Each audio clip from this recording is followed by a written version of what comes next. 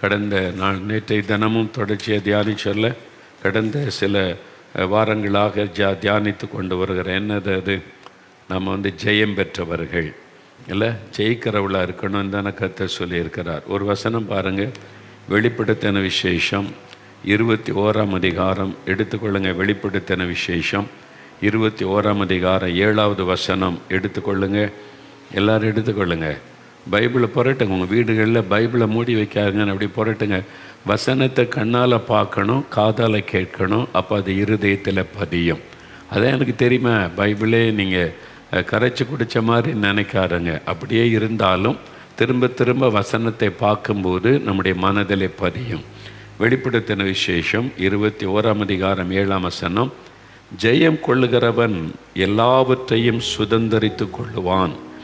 நான் அவன் தேவனாயிருப்பேன், அவன் என் குமாரனாயிருப்பான்.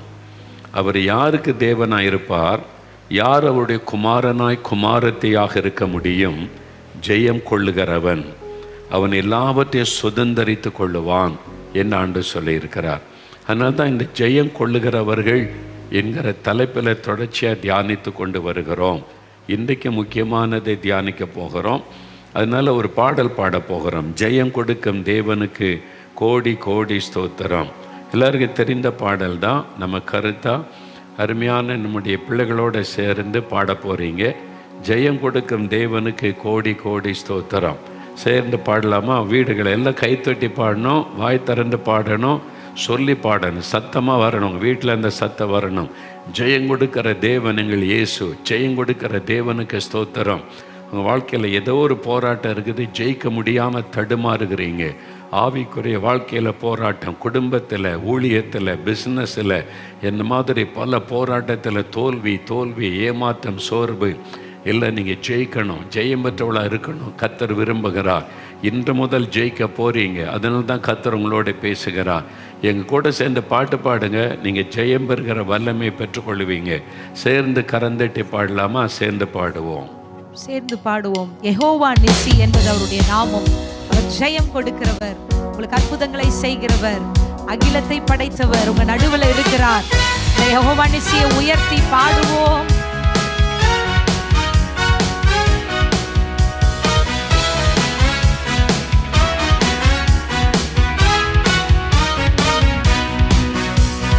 ஜெயம் கொடுக்கும் தேவனுக்கு கோடி கோடி ஸ்தோத்திரம். வாழ்வழிக்கும் இயேசு ராஜாவுக்கு வாழ்நாளெல்லாம் ஸ்தோத்திரம். ஜெயம் கொடுக்கும் தேவனுக்கு கோடி கோடி ஸ்தோத்திரம். வாழ்வழிக்கும் இயேசு ராஜாவுக்கு வாழ்நாளெல்லாம் ஸ்தோத்திரம். அசைத்து அல்லேலூயா அல்லேலூயா பாடுவேன், ஆனந்த தொனியால் உயர்த்துவேன். அல்லேலூயா அல்லேலூயா பாடுவேன், ஆனந்த தொனியால் உயர்த்துவேன். ஜெயம் கொடுக்கும் தேவனுக்கு கோடி கோடி ஸ்தோத்திரம். வாழ்வழிக்கும் இயேசு ராஜாவுக்கு வாழ்நாளெல்லாம் ஸ்தோத்திரம். அற்புதம் செய்பவர், அற்புதம் செய்பவர், அகிலம் படைத்தவர். அற்புதம் செய்பவர், அகிலம் படைத்தவர். யுத்தத்தில் வல்லவர், மீட்க ஜெயிக்கிறார். யுத்தத்தில் வல்லவர், மீட்க ஜெயிக்கிறார். ஜெயம் கொடுக்கும் தேவனுக்கு கோடி கோடி ஸ்தோத்திரம். வாழ்வழிக்கும் இயேசு ராஜாவுக்கு வாழ்நாளெல்லாம் ஸ்தோத்திரம். ஜெயம் கொடுக்கும் தேவனுக்கு கோடி கோடி ஸ்தோத்திரம். வாழ்வழிக்கும் இயேசு ராஜாவுக்கு வாழ்நாளெல்லாம் ஸ்தோத்திரம். நீதியின் கரத்தினால், நீதியின் கரத்தினால் தாங்கியே நடத்துவார். நீதியின் கரத்தினால் நம்மை தாங்கியே நடத்துவார். கர்த்தரே என் பலன்,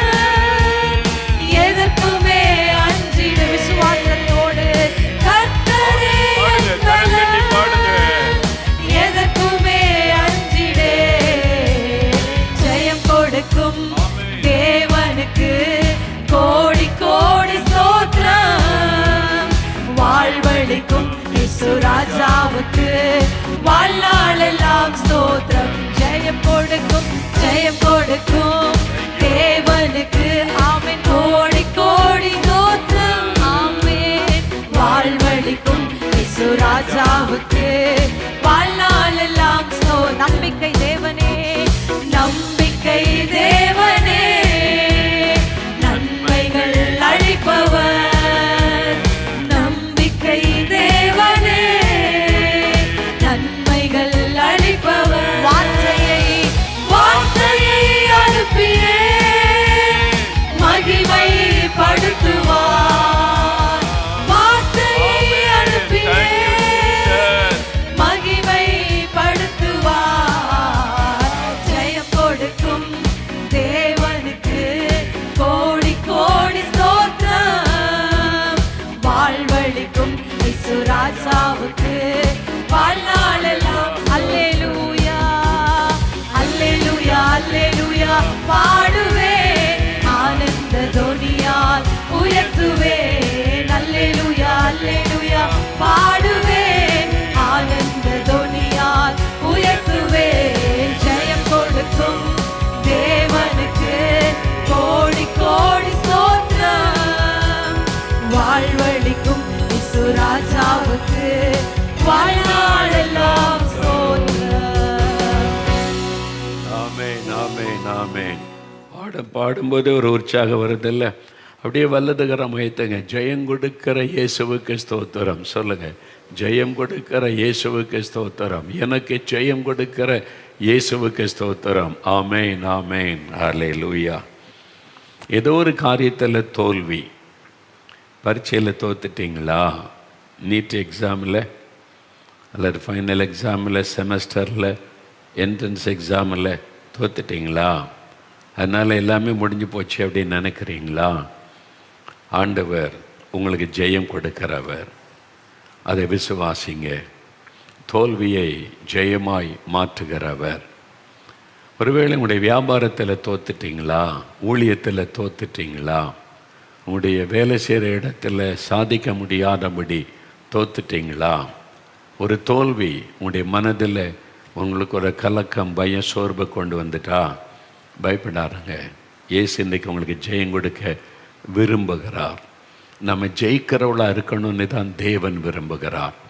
அதை குறித்து தான் பார்க்குறோம். வெளிப்படுத்தின விசேஷம் வேதாகமத்தின் கடைசி புஸ்தகம். இன்றைக்கு உலகத்தில் நடந்து கொண்டிருக்கிற நிகழ்வுகளை நமக்கு சொல்லி கொண்டிருக்கிற ஒரு புஸ்தகம். இயேசுடைய வருகை மிக சமீபமாகிவிட்டது.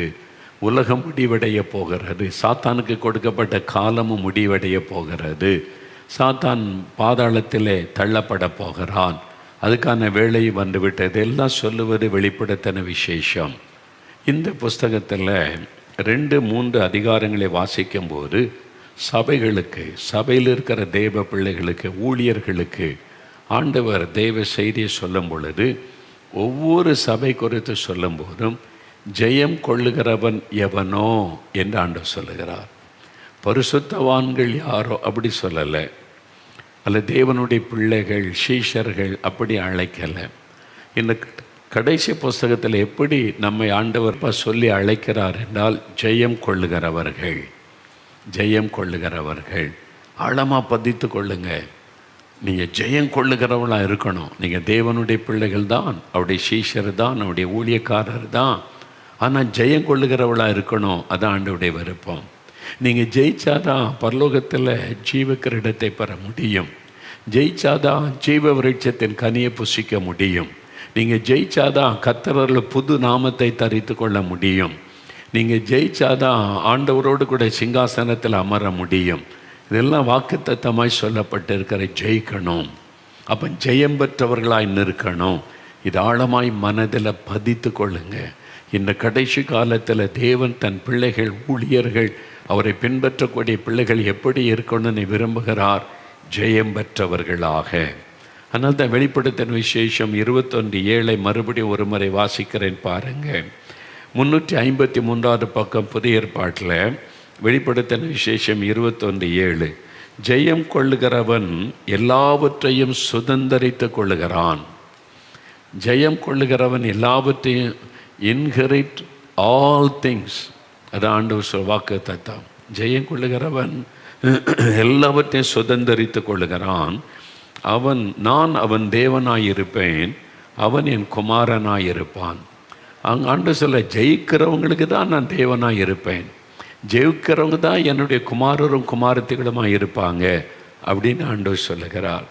அப்போ நான் ரட்சிக்கப்பட்டு தேவனுடைய பிள்ளை ஆனேனே, அது ஆரம்ப நிலைமை, அது பிகினிங், ஆரம்ப ஸ்டேஜ். எல்கேஜி யூகேஜி அந்த டைமினை வைத்துக்கொள்ளுங்க. இப்போ நீங்கள் ஸ்கூலெல்லாம் தாண்டி காலேஜுக்கெல்லாம் வந்துட்டீங்கல்ல, இப்போ நீங்கள் ஜெயிக்கிறவளாக இருக்கணும் ஆண்டவர் விரும்புகிறார். அப்போ ஜெயங்கொள்ளுகிறவன் எல்லாவற்றையும் சுதந்திரிப்பான். நான் ஜெயங்கொள்ளுகிறவனாக இருக்கணும், இயேசுவே நான் ஜெயங்கொள்ளுகிறவளாக இருக்கணும், நீங்கள் என்ன விரும்புகிறீங்களோ அப்படி நான் இருக்கணும்னு சொல்லி. ஆனால் நீ தோத்துட்டியே, சாத்தாந்து சொல்கிறான், நீ தோத்துட்ட, உன்னாலெல்லாம் ஜெயிக்க முடியாது. சும்மா எல்லாருக்கும் மத்தியில் ஜெயித்த மாதிரி காண்பிக்கலாம், உன்னுடைய அந்தரங்க வாழ்க்கையில் நீ ஜெயிச்சிருக்கிறியா? ஜெயிக்க முடியாது. அது மாதிரி தான் பிசாசு உங்களை சோர்ந்து போக பண்ணலாம். அந்த ஆண்டவர் சொல்கிறாரு, அவர் நமக்கு ஜெயம் கொடுக்கிற தேவன். இயேசுக்கு ஒரு பெயர் உண்டு, ஜெயம் கொடுக்கிற தேவன். அப்போ அவர் நமக்கு ஜெயம் தருகிறவர், உங்களுக்கு ஜெயம் தருகிறவர். அப்போது நமக்கு என்னென்ன போராட்டம் இருக்குது, எதை நம்ம ஜெயிக்கணும்? உலகம், மாமிசம், பிசாசு, இந்த 3 தான் ரொம்ப முக்கியம். உலகத்தை நம்ம ஜெயிக்கணும், நம்முடைய மாம்சத்தை ஜெயிக்கணும், பிசாசை ஜெயிக்கணும். இந்த 3 நமக்கு விரோதமாக போராடிக்கிட்டே இருக்கும். அதில் முதலாவது நம்முடைய மாமிசம், சொந்த சரீரம். அதை குறித்து தான் தொடர்ச்சியாக நம்ம தியானித்து கொண்டு வருகிறோம். இது எப்படி நம்முடைய அவயவங்களில் போர் செய்கிற இச்சைகள். யாக்கோபு 4ஆம் அதிகாரம் 1ஆம் வசனத்திலே வாசிக்கிறோம், நம்முடைய அவயவங்களிலே போர் செய்கிற, யுத்தம் பண்ணுகிற, போராடுகிற இச்சைகள் இருக்கிறது. கண்களின் இச்சை, மாமிசத்தின் இச்சை. இந்த இச்சைகள், அந்த காரியங்கள் தான் நம்மோட யுத்தம் பண்ணுகிறது, போராடுகிறது. நம்ம செய்ய விரும்புகிறதை செய்யாமல் விரும்பாததை நம்ம செய்யும்படி அந்த மாம்சம் போராடுகிறது. அப்போ இந்த மாம்சத்தை நம்ம ஜெயிக்கணும். அது ஆண்டவர் முதலாவது விருப்பம். நீங்கள் மாம்சத்தை முதலாவது ஜெயிக்கணும் என்று ஆண்டவர் சொல்லுகிறார். அதற்கு நம்மை பூரணமாய் ஆண்டவருக்கு நம்ம அர்ப்பணித்து கொள்ளணும். இந்த மாம்சத்தில் வரக்கூடிய போராட்டம் என்ன என்பதை குறித்தெல்லாம் பார்த்தோம். பாவ போராட்டம், பாவ சிந்தனைகள், பாவ எண்ணங்கள், பாவ கிரியைகள், அந்த மாம்சத்தின் கிரியைகள் அதெல்லாம் வெளியரங்கமாக இருக்கிறது என்று பார்க்கிறோம்.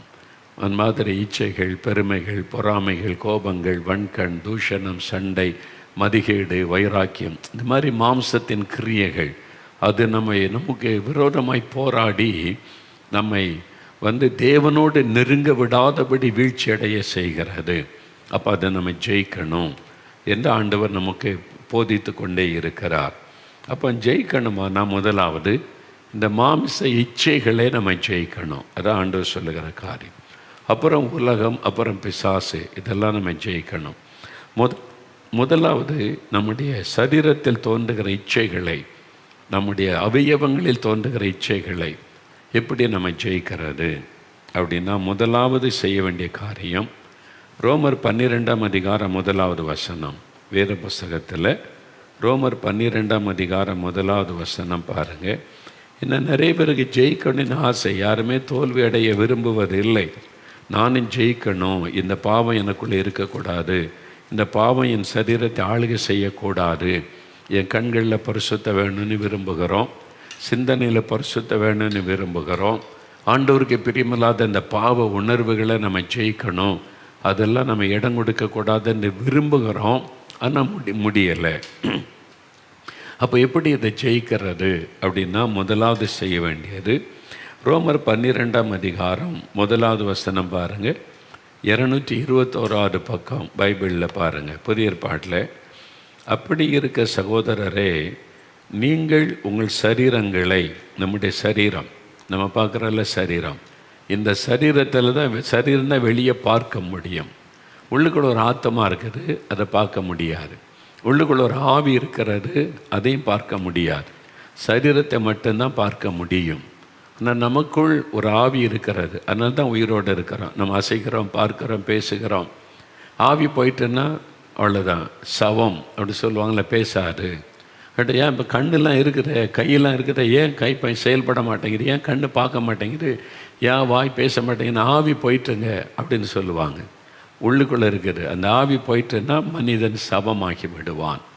அப்போ அந்த ஆவி உள்ளுக்குள்ளே இருக்கிறது, ஆத்மா உள்ளுக்குள்ளே இருக்கிறது. அப்போ வியாகுலப்படுகிற ஆத்மா, துயரப்படுகிற ஆத்மா, ஆத்ம வியாகுலம், இதெல்லாம் பார்க்க அந்த உணர்வு அது நமக்குள்ளே இருக்கிறதை பார்க்க முடிகிறது. ஆனால் இந்த சரீர அவயவம்னு எடுக்கும்போது தலை முதல் கால் வரைக்கும் இங்கே வசனம் சொல்லக்கூடிய சரீரங்களை பரிசுத்தமும் தேவனுக்கு பிரியமுமான ஜீவ பலியாக ஒப்பு கொடுக்க வேண்டும் என்று தேவனுடைய இரக்கங்களை முன்னிட்டு உங்களை வேண்டிக் கொள்கிறேன். இதுவே நீங்கள் செய்யத்தக்க புத்தியுள்ள ஆராதனை. இங்கே ஒரு தேவ மனிதர் தெளிவான ஒரு காரியம் சொல்கிறார். இயேசுவை பின்பற்றுகிற தேவனுடைய பிள்ளைகளே, நீங்கள் உங்களுடைய சரீரங்களை ஆண்டவருக்கு ஒப்பு கொடுக்கணுமா, அர்ப்பணிக்கணுமா? எப்படி? பரிசுத்தமும் தேவனுக்கு பிரியமுமான ஜீவ பலியாக ஒப்பு கொடுக்க வேண்டும். உங்களுடைய அவயவங்களை ஜீவ பலியாக நீங்கள் ஒப்பு கொடுக்கணும் என்பதாக சொல்லப்படுகிறது. பலி அப்படின்னு சொன்னால் வேத புஸ்தகத்தில் பழைய ஏற்பாட்டு காலத்தில் பலி செலுத்துகிற முறை இருந்தது. ஆடுகள், மாடுகள், பறவைகள் அதை பலி செலுத்துவாங்க. பலிபீடத்தில் கொண்டு வந்து ஒரு ஆட்டை பலி செலுத்துவதாக இருந்தால் அந்த ஆட்டு மேலே கை வைத்து தன்னுடைய பாவத்தை இந்த ஆடு எனக்கு பதிலாக ரத்தம் சிந்துகிறது என்று அர்ப்பணித்த பிறகு அதில் பலவிதமான பலி, பாவ நிவாரண பலி, குற்ற நிவாரண பலி, சமாதான பலி, சர்வாங்க தகன பலி அப்படின்னு ஒன்று இருக்குது. சர்வ அங்க தகன பலி அப்படின்னா எல்லா அங்கங்களையும் தகனிக்கிறது, நெருப்பில் எரித்து விடுவார், சாம்பலாக்கி விடுவார். இப்போ ஒரு ஆட்டை நீங்கள் சர்வாங்க தகன பலிக்கு ஒப்பு கொடுத்தா அது பலி செலுத்த ரத்தம் சிந்தப்பட்ட பிறகு அதனுடைய அவயவங்களை ஒன்றுன்னா கட் பண்ணி பலிபீடத்தில் வைப்பாங்க. அதனுடைய முன்னங்கால், பின்னங்கால், அதனுடைய உறுப்புகளை வைத்து நெருப்பு எரிய அது முற்றிலும் அழித்து சாம்பல் ஆக்கப்படும். சர்வ அங்கமும் தகனம் செய்யப்படுகிற பலி. அப்போ நம்முடைய சரீரத்தை அப்படி ஆண்டவருக்கு ஒப்பு கொடுக்கணுமா? அதுக்காக நம்ம போய் நெருப்பில் விழுவதல்ல, ஆண்டவருடைய பிரசன்னத்தில் நம்ம ஒப்பு கொடுக்கும்போது பரிசுத்த ஆவியாகிய அக்னி நமக்குள்ளே இறங்கி வருவார். ஆவியானவர் நெருப்பாக இருக்கிறார், அக்னி. ஆவியில் அனலாயிருங்கள்.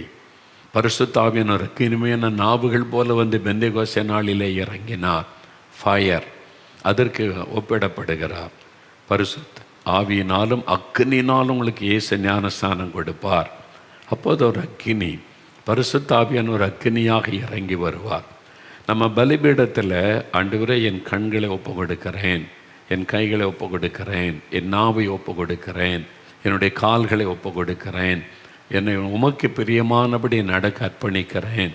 இதில் பாவம் ஆளக்கூடாது, பாவ இச்சைகள் ஆளக்கூடாது, இதை பரிசுத்தப்படுத்துங்கன்னு சொல்லும்போது பரிசுத்தாவின் அக்னி நம்ம மேலே இறங்கி நமக்குள்ளே இருக்கிற பாவ உணர்வுகளை அது அழித்து விடும்.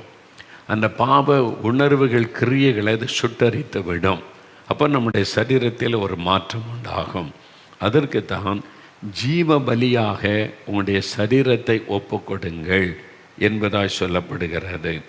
இப்போ நான் என்ன பண்ணேன், இந்த வசனத்திலெல்லாம் அறிஞ்சு கொண்டதுனால இப்பவும் தினமும் காலையில் எழுந்து தேவ சமூகத்தில் காத்திருந்து நான் வசனத்தை தியானித்து ஜெபிக்கும்போது, ஆண்டவரே என்னுடைய அவயவங்களை ஜீவ பலியாய் நான் ஒப்பு கொடுக்கிறேன், என்னுடைய கண்களை உம்முடைய பலிபீடத்தில் நான் வைத்து ஒப்பு கொடுக்கிறேன், என் கைகளை பலிபீடத்தில் வைக்கிறேன், ஆண்டவரே என்னுடைய நாவை பலிபீடத்தில் வைக்கிறேன், என் கால்களை பலிபீடத்தில் ஒப்பு கொடுக்கிறேன், உம்முடைய அக்னியினால் சுட்டரித்து பாவ உணர்வுகளை அழித்து ஒரு பரிசுத்தத்தை எனக்குள்ளே உண்டாக்கணும் அப்படின்னு ஒப்பு கொடுக்கும்போது என்ன நடக்கும்? பரிசுத்தாவியானுடைய வல்லமை அக்னியாக நமக்குள்ளே இறங்கும். அப்போ பரிசுத்தாவிக்குள்ளே நிரம்பி ஜெபிக்க ஜெபிக்க ஜெபிக்க ஜெபிக்க நமக்குள்ளே இருக்கிற மாம்சத்தின் கிரியைகள் அழிக்கப்பட்டு நமக்குள்ள ஒரு பரிசுத்தம் உண்டாகும். அதைத்தான் வேதம் சொல்லுகிறது. இது எல்லாருக்கும் உரியது. ரட்சிக்கப்பட்ட தேவ பிள்ளைகள் எல்லாருமே நான் ரட்சிக்கப்பட்டுட்டேன் அவ்வளோதான் இருந்து விடக்கூடாது. அனுதினமும் அவருடைய பரிசுத்தாவின் அக்னி நமக்குள்ளே இறங்குவதற்கு இடம் கொடுக்கணும். நான் பாருங்கள் 50 வருஷமாக பிரசங்கம் பண்ணி கொண்டு இருக்கிறேன். ஊழியத்திற்கு நான் ஒப்பு கொடுத்து 50 வருஷம். இப்போ இந்த வருஷம் 50வது வருஷம். ஆனால் இப்போவும் காலையில் எழுந்த உடனே, ஆண்டவரே என் கண்களை நான் பலிபீடத்தில் ஒப்பு கொடுக்கிறேன், என் கண்களை ஆவியானவர் சுட்டரித்து பரிசுத்தப்படுத்தணும், என் கண் பார்வை பரிசுத்தமாக இருக்கணும், சுத்தமாக இருக்கணும். அப்போ என்னுடைய சிந்தனை அது பரிசுத்தமாக இருக்கணும், அதன் மீது நம்முடைய அக்கினி இறங்கட்டும். என்னுடைய நாவு அது பரிசுத்தமாக்கப்படணும். புறங்கூறுவது, அடுத்த ஆளை கேலி பண்ணுவது, பரிகாசம் பண்ணுவது, கிளவி பேச்சு பேசுவது, உமக்கு பிரியமில்லாத பேசுவதெல்லாம் இருக்கக்கூடாது. என் நாவை அக்கினினாலே பரிசுத்தப்படுத்தும். ஆண்டவரே என் கைகள் உமக்கு பிரியமானதை தான் செய்யணும், அதற்கு இந்த கைகளை பரிசுத்தப்படுத்தும். என் கால்கள் உமக்கு பிரியமில்லாத இடத்திற்கு போகக்கூடாது, என் கால்களை பரிசுத்தப்படுத்தும். ஒவ்வொரு அவயவங்களையும் பலிபீடத்தில் ஒப்பு கொடுக்க பரிசுத்த ஆவியானுடைய அக்கினி நம்ம மேலே இறங்கும். அதனால் தான் அனுதினமும் பரிசுத்த ஆவியில் நிரம்பி செபிக்கணும், ஆவியில் நிரம்பி செபிக்கிற பழக்கம் உடையவளாய் மாறணும். அதனால் தான் வசனம் சொல்லுது, ஆவியில் அனலாயிருங்கள், நீங்கள் ஃபயராக இருக்கணும் அப்படின்னு தான் வசனம் சொல்லுகிறாரு. அனலமின்றி குளிருமின்றி இருந்தால் வெறுவெறுப்பாக இருப்பார். அவங்க சொல்கிற நான் வாந்தி பண்ணி போட்டுருவேன் அப்படின்னு அப்படின்னா என்ன அர்த்தம்? உங்களை அவ்வளோதான், வாந்தி பண்ணிடுவேன்னா இனி உங்களுக்கு எனக்கு சம்மந்தம் இல்லை அப்படின்ற மாதிரி செய்திருவேன்னு சொல்லுகிறார். அப்போ ஆண்டவர் என்ன விரும்ப? அனலாக இருக்கணும். பரிசுத்த ஆவியுடைய அக்னி நமக்குள்ளே இறங்கி எப்பொழுது ஒரு அனலாக இருக்கணும் என்பதுதான் ஆண்டவருடைய விருப்பம். அப்போது அந்த அனல் பரிசுத்தாவின் அக்னி நமக்குள்ளே எரிந்து கொண்டே இருக்கணும். நம்முடைய அவயவங்களில் அப்போ ஒரு பரிசுத்தம் உண்டாகும். நம்முடைய அவயவங்களில் போர் செய்கிற இச்சைகளை நம்ம மேற்கொள்ள முடியும். இச்சைகளை மேற்கொண்டு வெற்றி உள்ள ஒரு வாழ்க்கை செய்ய முடியும். அதற்கு தான் அவயவங்களை ஜீவ பலியாக ஒப்பு கொடுங்கள் என்று வேதம் நமக்கு ஆலோசனை கொடுக்கிறாரு. இன்றைக்கி ஒப்பு கொடுத்தீங்களா? அது அன்றைக்கே ஒப்பு கொடுத்தாச்சே. அனுதினமும் அதை பவுல் சொல்கிறாரு, நான் அனுதினமும் சாகிறேன் என்பதா. அப்போ அனுதினமும் சாகிறேன்னு என்ன அர்த்தம்? அனுதினமும் அவர் உயிர் போயிடுது அப்படி இல்லை, தன்னுடைய சரீரத்தில் பாவத்துக்கு நான் சாகிறேன். அனுதினமும் என் அவயவங்களை நான் பலிபீடத்தில் ஒப்பு கொடுத்து நான் என் பாவத்துக்கு நான் சாகிறேன், அதற்கு ஒப்பு கொடுக்கிறேன். அனுதினமும் நான் சாகிறேன். அப்போ அனுதினமும் நம்ம பாவத்துக்கு சாகும்படி நம்மை ஒப்பு கொடுத்து நம்மை ஜெபிக்கணும். நம்முடைய ஒவ்வொரு அவயவங்களையும் ஒப்பு கொடுத்து ஜெபிக்கணும். அப்போ ஒவ்வொரு அவயங்களையும் ஒப்பு கொடுக்க பரிசுத்தாவின் அக்னி நம்மை ஆட்கொள்ளும் பொழுது நம்மையும் அறியாதபடி நமக்குள்ள ஒரு பரிசுத்தம் உண்டாகும். அப்போ பார்வையிலே பரிசுத்தம், சிந்தனையிலே பரிசுத்தம், பேச்சிலே பரிசுத்தம், செயல்களிலே பரிசுத்தம், ஒரு பரிசுத்தம் உண்டாகும். அப்போ நம்முடைய அவயவங்களில் இந்த யுத்தம் பண்ணுகிற இந்த பாவ போராட்டத்தை கொண்டு வருகிற அவைகளை நம்ம மேற்கொண்டு வெற்றி உள்ள ஒரு வாழ்க்கை செய்ய முடியும், ஜெயம் பெற்றவர்கள் ஆக முடியும் என்பதாக வேதம் சொல்லுகிற ஒரு சத்தியம். அப்போது அந்த அனுபவத்திற்கு நம்ம அர்ப்பணித்து கொள்ளணும். இதை குறித்து பவுல் சொல்லும் பொழுது ரோமர் 6ஆம் அதிகாரம் பாருங்கள். ரோமருக்கு எழுதின நிருபம் 6வது அதிகாரம் 6லிருந்து 8 வசனங்கள் பாருங்கள். நீங்கள் ரோமர் 6ஆம் அதிகாரம் 6ஆம் வசனத்திலிருந்து 8வது வசனம் வரைக்கும் பாருங்கள். அந்த எடுத்துட்டிங்களா? 213வது பக்கம் 6வது வசனத்திலிருந்து பாருங்கள். நாம் இனி பாவத்துக்கு ஊழியம் செய்யாதபடிக்கு பாவ சரீரம் ஒளிந்து போகும் பொருட்டாக நம்முடைய பழைய மனுஷன் அவரோட கூட சிலுவையில் அறையப்பட்டதென்று அறிந்திருக்கிறோம். நல்ல வசனத்தை கவனிங்க. நாம் இனி பாவத்துக்கு ஊழியம் செய்யாதபடிக்கு, நாம் இனி பாவத்துக்கு இடம் கொடுக்காதபடிக்கு பாவ சரீரம் ஒளிந்து போகும் பொருட்டாக, பாவ சரீரம் நம்முடைய பழைய மனுஷன் இயேசுவோடு கூட சிலுவையில் அறையப்பட்டதென்று அறிந்திருக்கிறோம். நம்ம சொன்னால இயேசுவோடு கூட சிலுவையில் அறையப்பட்டேன், ஆயினும் பிழைத்திருக்கிறேன், இனி நான் அல்ல இயேசுவே எனக்குள். அதான் ரட்சிப்பு. இதுக்கு முன்னால் மனம் போல கண்கள் விரும்பினபடி, மாம்ச விரும்பினபடி, நான் இச்சித்தபடி என்றபடியெல்லாம் அலைந்தேன், பேசினேன், செய்தேன். இப்போ அப்படி செய்ய முடியாது. பழைய மனுஷன் மரித்து விட்டான், அதை நான் சிலுவையில் ஒப்பு கொடுத்து விட்டேன். கிறிஸ்தவன் தன் ஆசை இச்சைகளை சிலுவையில் அறைந்திருக்கிறான் என்று வசனம் சொல்லுகிறாரு. அதனை மேற்கொள்ளுது. சரீரத்தில் இந்த இச்சைகள் அதை சிலுவையில் அனுதினமும் ஒப்பு கொடுத்து விட்டால், அந்த சிலுவையில் அர்ப்பணித்து விட்டால் பாவம் நம்மை ஆளுகை செய்யாது. அடுத்த பாருங்க, மரித்தவன் பாவத்திற்கு நீங்கி விடுதலையாக்கப்பட்டிருக்கிறானே, ஆகையால் கிறிஸ்துவுடனே கூட நாம் மரித்தோமானால் அவரோட கூட பிழைத்தும் இருப்போம் என்று நம்புகிறோம். பார்த்தீங்களா? அவரோடு கூட மரித்தோமானால் அவரோடு கூட பிழைத்தும் இருக்கிறோம். அப்போ சிலுவையில் நம்முடைய அவயங்களை ஒப்பு கொடுப்பார். ஆண்டவரே, என்னை முற்றிலுமாய் சிலுவையில் அர்ப்பணிக்கிறேன். அப்போ அவரோடு கூட மரித்து அவரோடு ஆளுகை செய்வது, இதுதான் ஆவிக்குரிய அனுபவம், ரட்சிப்பின் அனுபவம். 11வது வசனம் பாருங்க, அது ரோமர் 6:11. அப்படியே நீங்களும் உங்களை பாவத்திற்கு மரித்தவர்களாயும் நம்முடைய கர்த்தராகிய இயேசு கிறிஸ்துவுக்குள் தேவனுக்கென்று பிழைத்திருக்கிறவர்களாகவும் எண்ணிக்கொள்ளுங்கள். இது ரொம்ப முக்கியம், கவனமாக பாருங்கள். அந்தபடி நீங்களும் உங்களை பாவத்திற்கு மரித்தவர்களாக எண்ணிக்கொள்ளுங்கள். பாவம், கண்களின் இச்சை, மாமிசத்தின் இச்சை, கோபங்கள், வைராக்கியங்கள், பகைகள், பண ஆசைகள், இப்படி உலக ஆசைகள், இந்த மாதிரி பாவத்தை தூண்டுகிற காரியம் இருக்குல்ல, அது அந்த வசனம் என்ன சொல்லுகிறாரு? உங்களை பாவத்திற்கு நாங்கள் மரிச்சிட்டோம், நம்முடைய அவயவங்களில் இனி பாவம் ஆளுகை செய்யாதபடி பாவத்திற்கு மரிச்சிட்டோம். இப்போ இயேசு கிறிஸ்துவுக்கு என்று நம்ம பிழைத்திருக்கிறோம். இந்த காரியத்தை மனதில் ஆழமாக பதித்து கொள்ளுங்க. அப்படி பதித்து கொள்ளும்போது ஒரு நல்ல மாற்றத்தை உங்களுடைய சரீரத்தில் உணர முடியும். அதான் ரொம்ப முக்கியம். அப்போ அனுதினமும் சிலுவையில் நம்முடைய அவயங்களை ஒப்பு கொடுத்துட்டா. சாது சுந்தர் சிங் இருக்கிறாங்கல்ல, இந்தியாவின் அப்போஸ்தலனாக இருந்த சாது சுந்தர் சிங் அவர்கள், அவங்க சீக்கிய மதத்திலேருந்து கடவுளை தேடி இயேசு தரிசனமாகி ரட்சிக்கப்பட்டாங்க. ஆண்டவர்கள் வந்த பிறகு காலில் பாதரட்சி கூட இல்லாமல் நடந்து ஊழியம் செய்கிறாங்க. இந்தியா முழுவதும் அதிகமாக இமயமலை பகுதியில், திபெத்து பகுதியில் போய் நிறைய ஊழியம் செய்து நிறைய பேருக்கு இயேசு அறிவித்தாங்க. பல தேசங்களுக்கும் அவங்க போய் இருக்கிறாங்க. இந்த மாதிரி ஒரு நல்ல ஒரு பரிசுத்தவானவர்கள். அவங்க இயற்கை சூழ்நிலையில் போய் ஜெபம் பண்ணுவது அவருடைய வழக்கம். மலையில் போனால் ஒரு அப்படியே பாறையில் உட்காந்து, மலைப்பகுதியில் உட்காந்து முழங்கால் படியிட்டு ஜெபம் செய்வார்.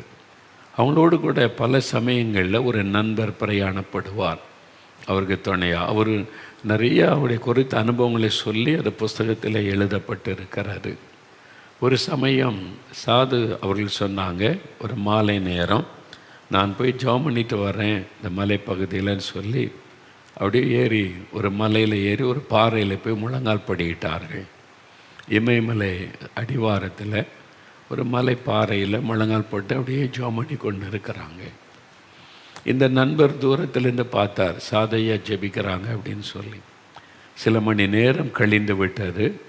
இப்போ இருட்டுகிற நேரம் வந்து விட்டது. எப்போ ஜெபம் பண்ணி முடித்து வருவாங்கன்னு திரும்பி பார்த்தா அவனுக்கு முன்னால் ஒரு கரும் சிறுத்தை, கருப்பாக இருக்குள்ள சிறுத்தை, அந்த சிறுத்தை ஒன்று படுத்துருக்குது. சாதையா ஜெபிச்சுக்கிட்டே இருக்காங்க, அவனுக்கு முன்னால் படுத்துருக்கு. அவங்கள பார்த்து கொண்டே ஒரு கரும் சிறுத்தை இருக்கிறாரு. இந்த நண்பருக்கு கை காலெல்லாம் நடுங்க ஆரம்பித்து விட்டார். அவ்வளோதான், சாது ஜெபம் பண்ணி கொண்டு இருக்கிறாங்க. சாது சுந்தர் சிங் அவங்களுக்கு முன்னால் ஒரு கரும் சிறுத்தை வந்து நின்று அவங்க ஜெபிக்கிறதே பார்த்து கொண்டு இருக்கிறாரு. அது மனுஷனை கடித்து கொதறி சாப்பிட்டுட்டு போயிடும். அதனால் உயிருக்கு ஆபத்தான நிலைமைன்னு சொல்லி இவர் டிஸ்டர்ப் பண்ணிடக்கூடாது, அந்த சிறுத்தை பாஞ்சிருமேன்னு கொஞ்ச நேரம் கவனித்து கொண்டே இருந்தார். அப்புறம் என்ன நடக்குதுன்னு பார்க்கலான்னு உள்ளத்தில் பயம், சாதுவை கூப்பிட்றதுக்கும் பயம், திடீர்னு பதறிட்டா சிறுத்தை பாஞ்சிடக்கூடாதுன்னு பயம். அதனால் பயந்துக்கிட்டே ஜெபம் பண்ணிக்கிட்டே பார்த்துக்கிட்டே இருக்கார். சாதையை ஜெபம் முடித்து சாது சுந்தர் சிங் கண்களை திறந்தால் அந்த சிறுத்தை முன்னால் படுத்திருந்தது. அவங்க பதஷ்டப்படலை, அவங்க சத்தம் போடலை, அமைதியாக எழும்பினாங்க. அதை பார்த்து கொண்டே அவங்க எழும்பி நடந்து வந்தாங்க. அந்த சிறுத்தை அவங்கள பார்த்து கொண்டே இருந்தது. கொஞ்ச நேரத்தில் எழும்பி போய்விட்டார். அவ்வளோதான். இந்த நண்பருக்கு பெரிய ஆச்சரியம், அது எப்படி இது உயிர்களை வேட்டையாடுகிற ஒரு மிருகம். சாது ஜெபம் பண்ணி கொண்டு பக்கத்தில் வரைக்கும் வந்துட்டேன். அவங்க பாட்டில் எழும்பி பார்த்துட்டு நடந்து வர்றாங்க. இவங்களுக்கும் பயமும் இல்லை, பதஷ்டமும் இல்லை, அதுவும் ஒன்றும் இல்லாமல் அப்படியே அமைதியாக போகுது. அது எப்படி? சாதுகிட்ட வந்து கேட்டாங்களாம், என்னையா நடக்குதுங்க, இது என்னது? நான் பார்க்குறேன், எனக்கு ஆச்சரியமாக இருக்குது, எப்படி? அந்த மிருகம் அவங்கள ஒன்றும் செய்யாதா? அப்போ சாது சுந்தர் சிங் சிரிச்சுக்கிட்டே சொன்னாங்களாம், இது செத்து போன சரீரம், என் சரீரம் உலகத்துக்கு செத்து விட்டது. நான் ஆண்டவர்கிட்ட சிலுவையில் அறையப்பட ஒப்பு கொடுத்து அந்த மாமிச இச்சைகள், கண்களின் இச்சைகள் எல்லாத்துக்கும் இந்த சரீரம் செத்து போனதுனால இதில் இந்த மிருகத்துக்கு டேஸ்ட்டே இருக்காது. அதுக்கு நல்லா தெரியும், இந்த சரீரத்தில் நமக்கு டேஸ்ட்டே இருக்காது, இது செத்து போன சரீரம் என்று சிரித்து கொண்டே பதில் சொன்னாரா சாது அவர்கள். அதுதான் உண்மை. நாம் பாவத்துக்கு மறிக்கணும், அந்த இச்சைகளுக்கு நம்ம மறிக்கணும். நம்முடைய அவயவங்களை ஆண்டவருக்கு ஒப்பு கொடுத்து ஜெபிக்க ஆவியானோடு ஆட்கொள்ள அந்த மாம்ச போராடுகிற இச்சைகள் அழிக்கப்பட்டு நமக்கு ஒரு புது சரீரம், அந்த பாவ உணர்வுகளை மேற்கொள்ளுகிற ஒரு அனுபவம் நமக்கு வந்துவிடும், ஜெயிக்கிற ஒரு அனுபவம் வந்துவிடும். அதைத்தான் வேதம் சொல்லி ஜெயம் பெற்றவளாக இருக்கணும். மாம்சம் விரும்புகிறபடியே போய் கொண்டு இருக்கக்கூடாது, ஜெயிக்கணும். நீங்கள் மீன் பார்த்துருக்கீங்களா? மீன் ஆற்றுல நல்ல ஆறு ஓடிக்கொண்டிருக்கும் போது மீன் பாருங்கள். மீன் எப்போவுமே எதிர்த்து தான் போகும், தண்ணியை எதிர்த்து தான் நீந்தும். பார்த்துருக்கீங்களா? எப்பவும் நீர் எப்படி போகுதோ அப்படி போகாது, அப்படி ஒரு மீன் போகும். எப்போவுமே தண்ணியை எதிர்த்து தான் மீன் நீந்தி கொண்டு இருக்கும். சில சமயம் தண்ணி அடிக்கிற வழியில் போகும். அது என்ன மீன் தெரியுமா? செத்த மீன். செத்து போச்சுன்னு வைங்க, அதில் இப்படி எதிர்த்து நீந்த முடியாது, அது வழியில் தண்ணி அடிக்கிற வழியே போய்கிட்டே இருக்கும். உலகத்தோடு நீங்கள் போய்கிட்டே இருக்கீங்கன்னு என்ன அர்த்தம்? உங்களுடைய ஆவிக்குரிய வாழ்க்கையில் செத்து இருக்கீங்கன்னு அர்த்தம். ஜீவன் இல்லை, உங்களுடைய ஆவிக்குரிய வாழ்க்கையில் செத்துட்டீங்க. ஆவிக்குரிய வாழ்க்கையில் மறிச்சிட்டா உலகத்தோடு தான் போய்கிட்டே இருப்பீங்க. கண்களின் இச்சை, மாம்ச இச்சை, உலக காரின்னு போய்கொண்டே இருப்பீங்க. ஆனால் நீங்கள் ஜீவனோடு இருந்தீங்கன்னு வைங்களேன், எதிர்த்து நின்று போவீங்க. அதைத்தான் ஆண்டவர் சொல்லுகிறார். நீங்கள் ஜெயிக்கணும், உங்களுக்குள்ள இந்த ஜீவன் இருக்கிறது, இயேசு கிறிஸ்து ஆகிய ஜீவன் இருக்கிறதுனால நீங்கள் ஜெயிக்கணும். நீங்கள் தோல்வி அடைந்து கொண்டே போகக்கூடாது, ஜெயிச்சுக்கிட்டே முன்னேறி போகணும். இது ஆண்டவருடைய விருப்பம். அதற்கு முதலாவது நம்முடைய அவயவங்களை ஜீவ பலியாக ஒப்பு கொடுக்கணும். ஏன்னா இந்த அவயங்களில் தான் அந்த இச்சைகள் போர் செய்கிறது. அதை நம்ம ஒப்பு கொடுக்கணும் அந்த அக்கினிக்குள்ளே, நெருப்புக்குள்ளே. ரெண்டாவது ஒரு காரியம் செய்யணும். என்ன செய்யணும்னா, நல்ல நீங்கள் வெற்றி உள்ள வாழ்க்கையை நடத்தணுமானா முதலாவது உங்களுடைய அவயவங்களை ஒப்பு கொடுக்கணும். தினமும் ஒப்பு கொடுக்கணும். எவ்ரிடே நீங்கள் பலிபீடத்தில் உங்களுடைய சரீரத்தை, அவயவங்களை ஒப்பு கொடுத்து ஜெபிக்கணும். ரெண்டாவது, ரோமருக்கு எழுதின நிருபம் 6ஆம் அதிகாரம் 12-15 வசனங்கள். அதே அதிகாரம் பாருங்கள், 12-15, 213 பக்கம். நான் வாசிக்கிறேன், கவனமாக கேளுங்க. 12-15. ஆகையால் நீங்கள் சரீர இச்சைகளின்படி பாவத்திற்கு கீழ்ப்படியத்தக்கதாக சாவுக்கேதுவான உங்கள் சரீரத்தில் பாவம் ஆளாதிருப்பதாக. இது சாவுக்கு ஏதுவான சரீரம்தான், ஆனால் அதில் பாவம் ஆளுகை செய்யக்கூடாது, பாவம் ஆளாதிருப்பதாக. அதுக்கு என்ன பண்ணணும்? நீங்கள் உங்கள் அவயவங்களை அநீதத்தின் ஆயுதங்களாக பாவத்திற்கு ஒப்புக்கொடாமல் உங்களை மரித்தோரிலிருந்து பிழைத்திருக்கிறவர்களாக தேவனுக்கு ஒப்பு கொடுத்து உங்கள் அவயவங்களை நீதிக்குரிய ஆயுதங்களாக தேவனுக்கு ஒப்பு கொடுங்கள். என்ன சொல்லப்பட்ட புரியுதா உங்களுக்கு? அதாவது நீங்கள் உங்கள் அவயவங்களை அநீதத்தின் ஆயுதங்களாக பாவத்துக்கு ஒப்புக்கொடாமல் உங்கள் மரித்தோரிலிருந்து பிழைத்திருக்கிறவர்களாக தேவனுக்கு ஒப்பு கொடுத்து, உங்களுடைய அவயவங்களை தேவனுக்கு ஒப்பு கொடுத்து உங்கள் அவயவங்களை நீதிக்குரிய ஆயுதங்களாக தேவனுக்கு ஒப்பு கொடுங்கள். ஒரு ஆயுதம்னா என்னது? இது அந்த வாள் ஒரு ஆயுதந்தான், அம்பு ஒரு ஆயுதந்தான், கதாயுதம் ஒரு ஆயுதந்தான், ஒரு கத்தி ஒரு ஆயுதம். நம்ம பயன்படுத்தக்கூடிய ஆயுதங்கள் ஒவ்வொருத்தரும் ஒன்றுக்கு பயன்படுத்துவாங்க. ஆயுதம்னா தேவனால் பயன்படுத்தப்படுகிற ஒரு கருவி. அதற்கு நீங்கள் ஒப்பு கொடுங்க. தேவனால் பயன்படுத்தப்படுகிற ஒரு பாத்திரம், ஆண்டவரால் பயன்படுத்தப்படக்கூடிய ஒரு கருவி, ஆண்டவரால் பயன்படுத்தக்கூடிய ஒரு ஆயுதம் ஆண்டவருடைய கரத்தில் ஒப்பு கொடுங்க அப்படின்னு சொல்கிறார். பாவத்துக்கு நீங்கள் ஒப்பு கொடுக்காம ஆண்டவருடைய கரத்தில் அவர் பயன்படுத்துவதற்கு ஒப்பு கொடுங்க. நீங்கள் அப்படி நம்ம ஒப்பு கொடுத்தா என்ன நடக்கும்? நீங்கள் நியாயப்பிரமாணத்திற்கு கீழ்ப்பட்டிராமல் கிருபைக்கு கீழ்ப்பட்டிருக்கிறபடியால் பாவம் உங்களை மேற்கொள்ள மாட்டாது. விசுவாசிங்க, பாவம் உங்களை மேற்கொள்ள மாட்டாது என்று வாசிக்கிறோம். அப்போ உலகத்தில் இருக்க வரைக்கும் பாவ போராட்டம், என்னுடைய மாம்சத்தில் பாவ போராட்டம் வரும். ஆனால் அது உங்களை மேற்கொள்ளாது. நீங்கள் ஜெயிப்பீங்க, நீங்கள் மேற்கொள்ளுவீங்க. போராட்டம் இருக்கும். போராட்டம் இருந்தோடனே நிறைய பேர் சோர்ந்துடுறாங்க. எனக்கு இந்த மாதிரி தோணுது, இந்த மாதிரி தவறான எண்ணம் வருதுன்னொடனே ஐயோ நான் பாவம் செய்துட்டேன்னு நினைக்கிறாங்க. இல்லை, அதான் ஒரு உதாரணம் சொல்லுவாங்க, தலைக்கு மேலே குருவி பறக்கிறத நம்ம தடுக்க முடியாது.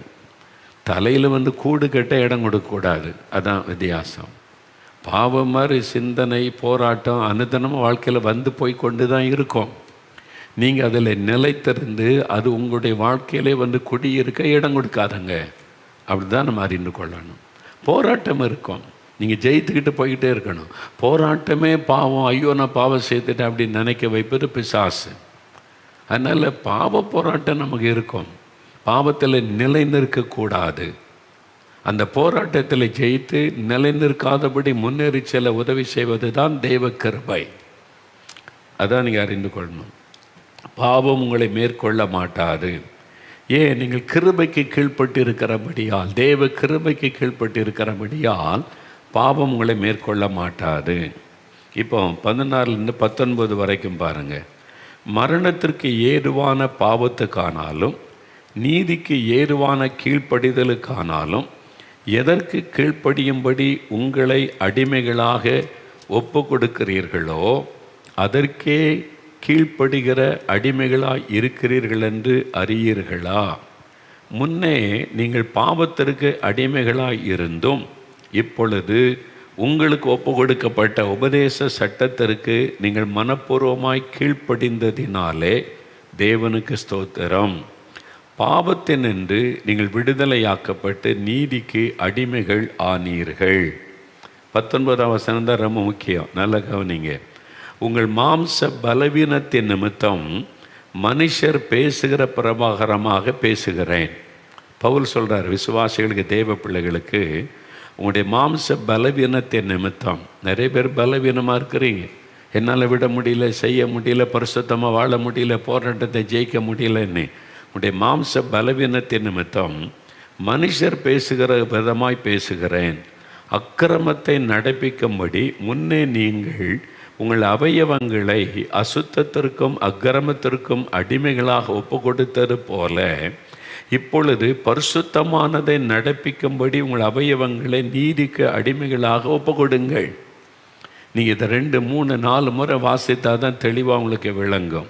உங்களுடைய மாமிச பலவீனத்தின் நிமித்தம் மனுஷர் பேசுகிற பிரகாரமாய் நான் பேசுகிறேன். நீங்கள் வெற்றியுள்ள வாழ்க்கை செய்கிறதற்கு நம்ம இந்த உலகத்தில் பல போராட்டங்களை சந்திக்கிறோமே, பாவ போராட்டங்கள், மாம்சத்தில் தோன்றுகிற போராட்டங்கள், இதெல்லாம் நீங்கள் ஜெயித்து நிற்பதற்கு அக்கிரமத்தை நடப்பிக்கும்படி முன்னே நீங்கள் உங்கள் அவயவங்களை அசுத்தத்திற்கும் அக்கிரமத்திற்கும் அடிமைகளாக ஒப்பு கொடுத்திருந்தீங்க. முன்னால் உங்களுடைய விரல்கள் சிகரெட்டை பிடித்தது, உங்களுடைய அவயவங்களை இந்த பாவத்துக்கு ஒப்பு கொடுத்திருந்தீங்க. முன்னால் உங்களுடைய கை மதுபானத்தை பிடித்தது குடிப்பதற்கு, உங்களுடைய வாயை அதற்கு ஒப்பு கொடுத்திருந்தீங்க, கைகளை ஒப்பு கொடுத்திருந்தீங்க. முன்னே நீங்கள் போதை வஸ்துகளுக்கு பயன்படுத்த உங்களுடைய கையை ஒப்பு கொடுத்து பாக்கு மாதிரி போட்டு போதை வஸ்துகளை போட்டு கொண்டு இருந்தீங்க. முன்னே நீங்கள் கண்கள் இச்சம் மாம்ச இச்சையை நிறைவேற்றுவதற்கு கண்களை ஒப்பு கொடுத்து அப்படி செயல்பட்டீங்க.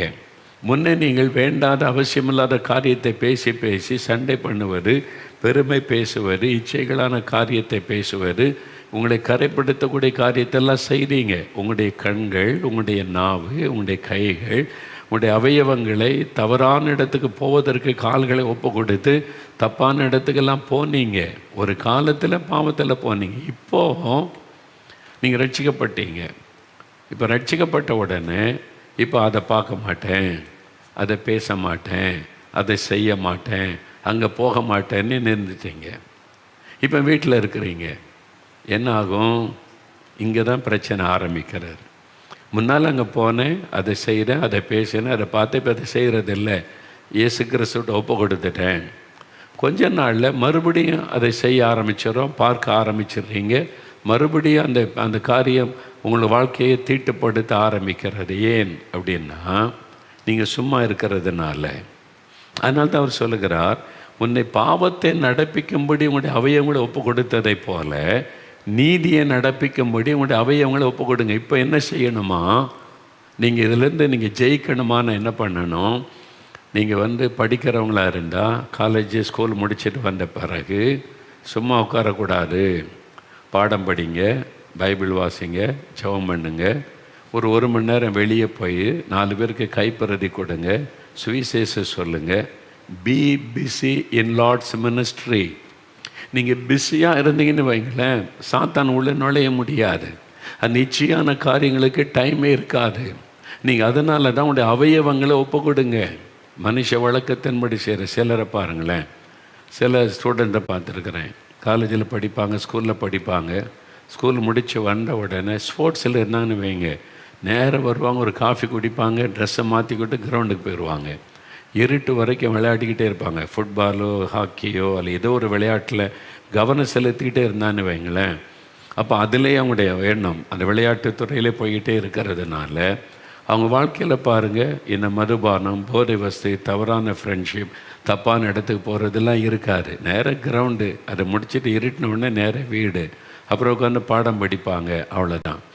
ஆனால் முன்னால் நான் செய்ததை விட்டுட்டேன். இப்போ சிகரெட் பிடிக்கிறதில்ல, குடிக்கிறதில்ல, சினிமா பார்க்குறதில்ல, நான் எங்கேயும் போகிறதில்ல, இப்போ வீட்டிலே இருக்கிறேன்னு சும்மா உட்காந்திங்கன்னா, நீங்கள் சும்மா இருந்தாலே பிசாசு உள்ள நுழைஞ்சிருவான். அதனால தான் சோம்பேறிகளின் மனம் சாத்தானுடைய தொழிற்கூடம் அப்படின்னு சொல்லுவாங்க. சோம்பேறியாக சும்மா உட்காந்துருந்தீங்கன்னு வைங்க, நான் ரட்சிக்கப்பட்டேன், இன்னும் அங்கே போக மாட்டேன், இங்கே போக மாட்டேன், வீட்டில் சும்மா இருப்பேன்னு சும்மா இருந்தாலே பிசாசுடைய மனதுக்குள்ளே நுழைஞ்சி அவன் வேலையை ஆரம்பிச்சிருவான். ஆனால் அதுக்கு பதிலாக நீங்கள் ஊழியம் செய்துக்கிட்டே இருங்க, 4 பேருக்கு சுவிசேஷம் சொல்லுங்கள், 4 பேரோட போய் சேர்ந்து ஜெபம் பண்ணுங்க, அப்படி நன்மை செய்ய போங்க, ஒரு டியூஷன் சொல்லி கொடுங்க. Busy in the ministry. நீங்கள் பிஸியாக இருக்கணும். சோம்பேறியாக உட்காந்துரு நான் ரட்சிக்கப்பட்டேன், முன்னால் அங்கங்கெல்லாம் போனேன், இப்போ எங்கேயும் போகிறேன், வீட்டிலே இருக்கான்னு சும்மா உட்காந்திங்கன்னா ஆபத்து. அப்போ நீங்கள் பாவத்தை ஜெயிக்கணுமானா முன்ன எப்படி பாவம் செய்வதற்கு கால்களை ஒப்பு கொடுத்தீங்க, கைகளை ஒப்பு கொடுத்தீங்க, அவயவங்களை பயன்படுத்தினீங்க. இப்போது நீங்கள் சும்மா இருக்கக்கூடாது. இப்போ சுவிசேஷத்துக்காக, நீதிக்காக, ஆண்டவருக்காக அந்த அவயவங்களை பயன்படுத்தணும். நீங்கள் பிஸியாக பயன்படுத்திக்கிட்டே இருந்தீங்கன்னு வைங்க, சாத்தான் நுழைவதற்கு கேப்பே இருக்காது, பாவத்தை குறித்து சிந்திப்பதற்கு நேரமே இருக்காது. எப்பவும் நீங்கள் ஆண்டவருடைய காரியத்தில் பிஸியாக இருக்க இருக்க இருக்க ஜெயித்து கொண்டே இருப்பீங்க. உங்களுக்கு விரோதமாக எழும்புகிற பாவங்கள் உங்களை ஜெயிக்க முடியாது, உங்களை மேற்கொள்ள முடியாது. ஏன்னா உங்களுக்கு அதுக்கு டைமே கிடையாது. புரியுதா உங்களுக்கு? இதைத்தான் பவுல் சொல்லுகிறார், மனுஷ வழக்கத்தின்படி உங்களுக்கு சொல்லுகிறேன். அதனால தான் நீங்கள் பாருங்களேன், ஸ்போர்ட்ஸில் இருக்கிற பையங்களை பாருங்கள், நிறைய கெட்ட பழக்கத்துக்கு விலகி இருப்பாங்க, தவறான காரியத்துக்கு விலகி இருப்பாங்க. அதுக்காகவே பேரண்ட்ஸ் பிள்ளைகள் விளையாட்டுலையாவது நல்லா போகட்டும், அவன் சும்மா இருந்தால் தப்பான ஃப்ரெண்ட்ஸ் வரும், வாடா அப்படி சும்மா போயிட்டு வருவோம், அப்படி போனால் அப்படியே போதை வஸ்து, குடிக்கிறது, வெறிக்க எல்லாத்தையும் பழக்கி விட்டுருவாங்க. அதே சமயத்தில் அவன் பிஸியாக இருக்கிறான் விளையாட்டில், முதல்ல விளையாடுவான், அப்புறம் படிப்பான், அப்புறம் கம்ப்யூட்டரில் கொஞ்சம் வேலை செய்வான், அவனுக்கு நிறைய நான் வேலை கொடுக்குறேன், அதெல்லாம் செய்வான், பிஸியாக இருந்துக்கிட்டே இருப்பான். படுக்க போக வரைக்கும் உள்ளுக்குள்ள சாத்தானுக்கு கேப்பே இல்லாமல் இருந்தேன்னு வைங்க, உங்களுக்குள்ளே நுழைய முடியாது ஈஸியாக. இதான் ரகசியம், பரிசுத்த வாழ்க்கையினுடைய ரகசியம், நீங்கள் ஜெயிக்கிறதனுடைய ரகசியம். அப்போ அதுக்கு உங்களுடைய அவயங்களை போடு. என்ன பண்ணுறீங்க? நீங்கள் ரட்சிக்கப்பட முன்னால் என்ன பண்ணீங்க? ரட்சிக்கப்பட முன்னால் செல்ஃபோனில் அதை இதையும் பார்த்துக்கிட்டு உருட்டிக்கிட்டே இருந்தீங்க மணிக்கணக்காக. அப்புறம் தப்பான ஃபோனில் பேசி பேசி பேசி நேரத்தெல்லாம் போய்க்கு கொண்டு இருந்தீங்க. பெண் பிள்ளைகள் வீட்டுக்குள்ளே இருந்து கொண்டு, பையங்க ஒரு ஃப்ரெண்டோடு சேர்ந்து நான் அந்த அவருக்கு போயிட்டு வரமான்னு போகிறது, டீ கடைக்கு போகிறது, அங்கே உட்காந்து 4 பேரோட அரட்டை அடிக்கிறது, அவங்க வர போகிறவங்களுடைய பரிகாசம் பண்ணுறது, சண்டை பிரச்சனை வரும். அதெல்லாம் இழுக்கிறது, அது மாதிரி காரியம். அவங்க சொல்ல கொஞ்சம் குடிப்பாரு, இதெல்லாம் செய்யப்பா, இந்த வயசில் குடிக்காமலையான்னு தூண்டுவான். அவன் குடிக்கிறதுனால உங்களையும் குடிக்க வைக்க முயற்சி பண்ணுவான். ஏன்னா நீங்கள் குடிக்கலைன்னா அவன் மனசாட்சி அவனை வாதிக்கும், நீ பாவம் செய்கிறடா. நீ உங்களையும் பாவம் செய்ய வச்சுட்டா அவன் கம்ஃபர்ட்டாக இருக்கலாம், அதனால் அவங்கள குடிக்க வைக்கிறதுக்கு முயற்சி பண்ணுவான். இதெல்லாம் நடக்கும். ஆனால் அதெல்லாம் விட்டுட்டு நீங்கள் ஆண்டவருக்குள்ளே வந்துட்டீங்கன்னா வீட்டில் சும்மா இருக்கக்கூடாது. இப்போ நீங்கள் கர்த்தருக்குள்ளே பிஸி ஆகிடணும். ஒரு ஃபோனில் பேசுகிறீங்களா, ஒரு மணி நேரம் ஜெபம் பண்ணுவோம் ஃபோனில், 4 பேர் சேர்ந்து தேசத்துக்காக ஜெபிப்போம். 1 hour ப்ரேயர். ஒரு அரை மணி நேரம் வெளியில் போய் நடந்துட்டு ஒரு ஸ்போர்ட்ஸ் விளையாட்டு அல்லது வாக்கிங் போயிட்டு நான் வர்றேன். அப்படி ஜெப நடை, ஆண்டவரை துதித்து ஜெபிச்சுக்கிட்டே நடக்கிறது. அல்லது 4 ஃப்ரெண்ட்ஸ் சேர்ந்து நம்ம ஜெபிக்கலாம் கூடி, அப்படி ஜெபிப்பது. அப்போ நம்ம போய் இன்றைக்கி ஒரு ஆஸ்பத்திரி விசிட் போயிட்டு வருவோம், 4 பேருக்கு இயேசுவை பற்றி சொல்லிட்டு வரலாம். நம்ம இந்த கிராமத்துக்கு போயிட்டு ஒரு 4 பேருக்கு இயேசுவை பற்றி சொல்லிட்டு வருவோம். என்ன டைம் இருக்குது, ஒரு 1 hour இருக்குன்னா அந்த தெருவில் இருக்கிற பிள்ளைகளை கூப்பிட்டு டியூஷன் சொல்லி கொடுக்கலாம். நீங்கள் பிஸி ஆகிட்டீங்கன்னா உங்களுடைய அவயவங்களை நீதியின் காரியத்துக்கு ஒப்பு கொடுத்து செயல்பட வச்சிட்டிங்கன்னா ஈஸியாக பாவத்தை ஜெயிக்கலாம். சோம்பேறியாக சும்மா உட்கார்ந்துருந்தால் தான் பிரச்சனை. அப்போ உங்களுடைய அவயவங்களை நீங்கள் நீதியின் ஆயுதங்களை ஒப்பு கொடுத்தீங்கன்னா நீங்கள் ஜெயிக்க முடியும். இதுதான் வசனம் சொல்லுகிற சத்தியம். பிரியமானவர்களே, நேரமே இல்லை. நாங்கள் அந்த மாதிரி ஃப்ரெண்டுக்கிட்ட பேசுகிறதுக்கு சரி, நோ டைம். ஆண்டவர் நிறைய வேலை கொடுத்துருக்கிறார். ஸ்கூலு காலேஜ் முடிச்சுட்டு வந்தால், வேலையை முடிச்சுட்டு வந்தால் இந்த ஜபக்குழு நடத்தணும், அடுத்த நாள் இந்த ஜபக்குழுக்கு போகணும், அங்கே ஒரு 10 பேர் இருப்பாங்க, நான் போய் ஒரு டீச்சிங், ஒரு பைபிள் ஸ்டடி எடுத்து ஜெபிச்சுட்டு வரணும். இப்படி பிஸியாக இருங்கன்னு வைங்களேன், சாத்தானுக்கு கேப்பே இருக்காது. மாம்சம் உங்களுக்கு போராடுவதற்கு டைமே இருக்காது, வாய்ப்பே இருக்காது. நல்ல பிஸியாக வேலை செஞ்சுக்கிட்டே இருப்பீங்க, விளையாடுவீங்க, 4 பேர்கிட்ட பழகுவீங்க, இயேசுவை பற்றி சொல்லுவீங்க, டயர்டாக வருவீங்க, சாப்பிட்ட உடனே டக்குன்னு தூங்கிடுவீங்க. உங்களுடைய சிந்தனைகளை கூட சாத்தான் நுழைய முடியாது. புரியுதா உங்களுக்கு? இதைத்தான் பவுல் சொல்லுகிறார். மாம்சத்தின் இச்சையான காரியங்களை செய்கிறதற்கு உங்களுடைய அவயவங்களை பாவத்துக்கு ஒப்பு கொடுத்துருந்தீங்க அப்போ. ஆனால் இப்போ நீதியின் ஆயுதமாக ஒப்பு கொடுத்துருங்க என்பதாக. அப்படி ஒப்பு கொடுத்துட்டா பாவத்தை நீங்கள் ஜெயிக்கலாம். இல்லை சாத்தான் மெதுவான்னு சொல்லும், நீ சும்மா போவோம் ஃப்ரெண்ட்ஸோடு, அவங்க குடிப்பாங்க, நீ உன் ஃப்ரெண்ட்ஷிப்பெல்லாம் விட்டுற முடியாதில்ல, அதனால் சும்மா போகக்கூட அப்படின்னு. நான் இளம் வாலிபனாக இருந்தபோது எங்கள் வீடு அங்கே லீவு நாள்லாம் வந்துட்டா நிறைய வாலிபர்கள் எங்கள் ஊரில் இருக்கலாம் வருவாங்க. எங்கள் வீடு தெற்கு கடைசி சவுத் என் பெரிய மாந்தோட்டத்துக்கு நடுவில் எங்கள் வீடு. அதனால் நிறைய உட்காந்து சீட்டு விளையாடுவாங்க. சீட்டு இருக்குல்ல, சீட்டு விளையாடுவாங்க.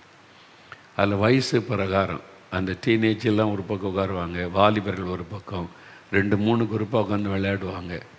நீ ஞாபகம், நான் ரட்சிக்கப்படும்னால நிறைய விளையாடியிருக்கேன் அவங்களோட உட்காந்து சீட்டு விளையாடுறது, பல விளையாட்டுகள்.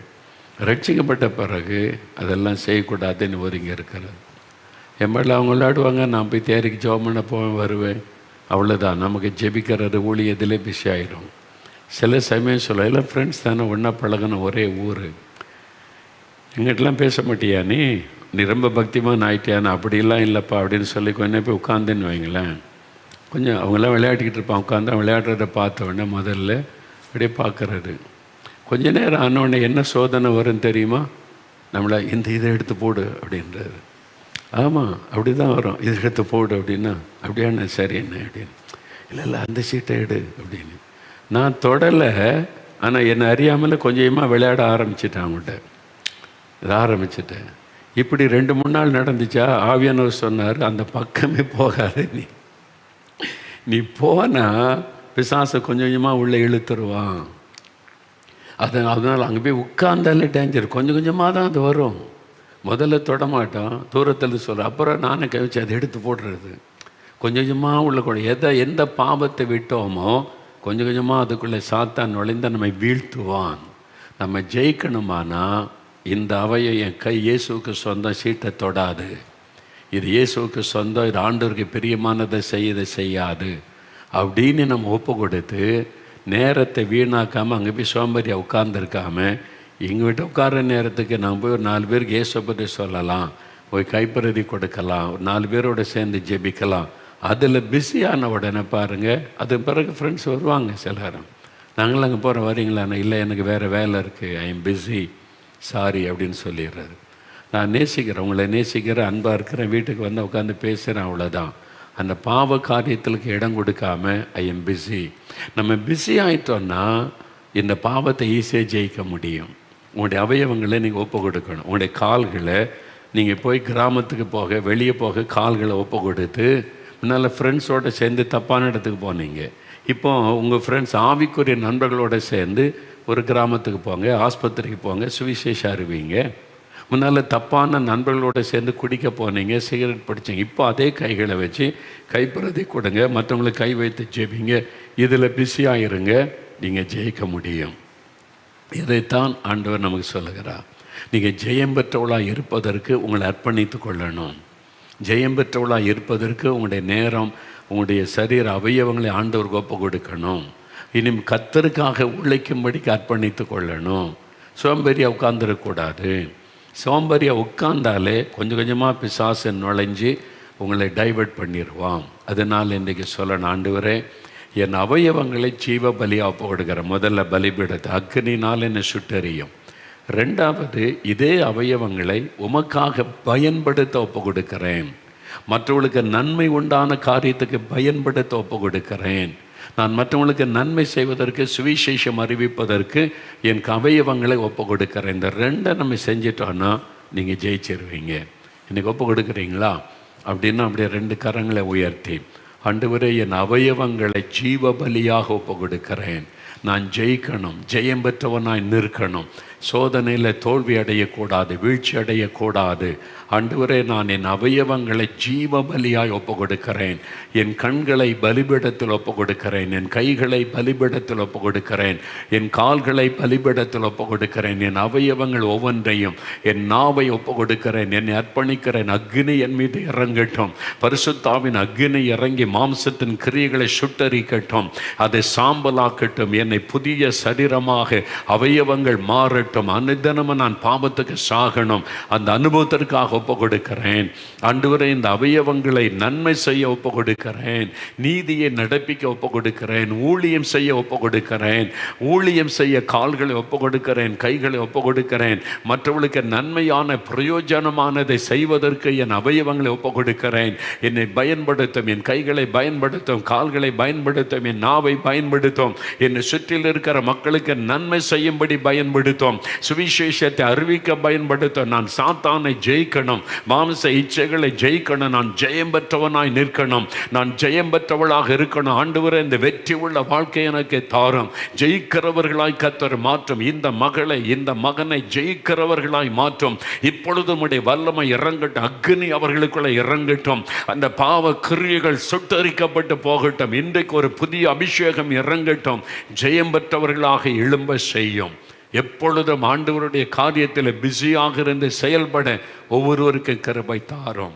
இயேசு கிறிஸ்துவின் நாமத்தில் ஜெயம் கொடுக்கிற தேவனுக்கு ஸ்தோத்திரம், ஸ்தோத்திரம். ஆமேன், ஆமேன். அல்லேலூயா. அப்போ நீங்கள் ஜெயம் பெற்றவளாக இருக்கணும். நம்ம முதலாவது நம்முடைய மாமிசம், இதை ஜெயிக்கணும்.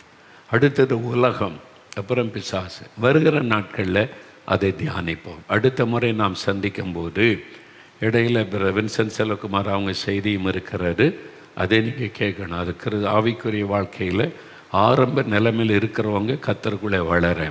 நான் சொல்வது விசுவாசிகள், வளர்ந்த தெய்வ பிள்ளைகள் ஜெயிக்கிறவளாக இருக்கணும். அதுக்கான போதனை ஆண்டவர் தருகிறார். உலகத்தை எப்படிங்க ஜெயிக்கிறது? அடுத்த முறை சந்திக்கும் போது உலகத்தில் என்னென்ன பிரச்சனை நம்மை தாக்குகிறது, குடும்பத்துக்குள்ளே, வேலை செய்கிற இடத்துல, படிக்கிற இடத்துல, வசிக்கிற இடத்துல, பிஸ்னஸில் உலகம் எப்படி போராடுது, எப்படி நம்ம ஜெயிக்கணும், அதை நம்ம அறிந்து கொள்ள போகிறோம். தொடர்ந்து இந்த வசனங்களை, இந்த ரோமர் 12ஆம் அதிகாரம், ரோமர் 6ஆம் அதிகாரத்தில் நல்ல வாசித்து திரும்ப திரும்ப திரும்ப வாசித்து வசனத்தை உள்வாங்கி கொள்ளுங்கள். ஈஸியாக நீங்கள் ஜெயம் பெற்றவளாய் முன்னேறுவீங்க. கர்த்தருடைய கரங்களோடு இந்த நடத்துவதாக. அடுத்த முறை சந்திக்கும் போது இன்னும் ரகசியங்களை கற்றுக்கொள்ளலாம். ஆமேன்.